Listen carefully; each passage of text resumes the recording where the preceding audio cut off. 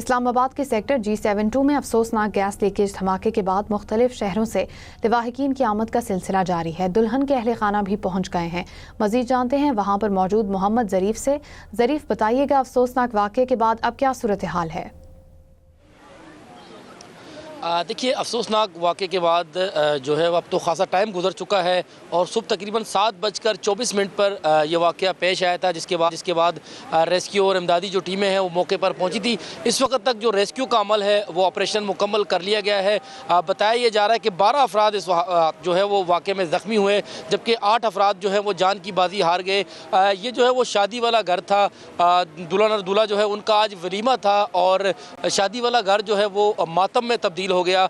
यहाँ से जो सुबह जब हम यहाँ पर पहुँचे तो कैटरिंग वाले या दीगर लोग भी आए हुए थे, कई मेहमान भी यहाँ पर आ रहे थे, लेकिन यहाँ आकर लोगों को पता चला कि जो शादी वाला घर है अब वहाँ मातम हो चुका है। और इस वक्त तक बताया जा रहा है कि अब से कुछ देर बाद यहाँ पर मुंतकिल किया जाएगा नाशों को। यहाँ पर एक बड़ा टेंट लगाया गया है। अहले इलाका की बड़ी तादाद यहाँ पर मौजूद है। चेयरमैन सीडी ने यहाँ का दौरा किया था, DIG ऑपरेशन भी पहुँचे थे। चेयरमैन सीडी का कहना था कि हम इस वक्त तो गम की घड़ी है, हम इस हवाले से जो है वो इस इलाके जगह के हवाले से बात नहीं करेंगे, लेकिन तमाम तर वज़ीर आज़म ऑफिस की जानिब से वाक़े की इंक्वायरी के भी अहकाम जारी कर दिए गए हैं। बाकायदा एक नोटिफिकेशन भी कुछ देर के बाद जारी हो जाएगा। यहाँ पर क्योंकि जो बारात थी वो गुज़िश्ता रोज़ गुजरात रवाना हुई थी और रात तकरीबन 1:30 से 2 बजे के करीब बारात यहाँ पर पहुँची थी। अब ये इतलात भी सामने आ रही हैं कि यहाँ पर करीबी किसी घर में कोई शख्स रंग कर रहा था, उसने हीटर लगाया हुआ था। बहरहाल जो भी था, लेकिन ये गैस लीकेज ही बताई जा रही है और गैस लीकेज से ये ज़ोरदार धमाका हुआ और ज़ोरदार धमाके के नतीजे में 8 कीमती जानें जो हैं वो ज़ाया हुई, जबकि 12 अफराद जो हैं वो ज़ख्मी हैं इस वक्त तक। जी ज़रीफ, ये भी बताइएगा, इर्द गिर्द के भी कुछ घर मुतासर हुए थे, 3 से 4 घरों का बताया जा रहा था और इसी के साथ साथ मुआयना भी जारी था कि जिन घरों में ज़्यादा नुकसान है उसमें लोगों को रहने नहीं दिया जाएगा। इस हवाले से अपडेट कीजिएगा।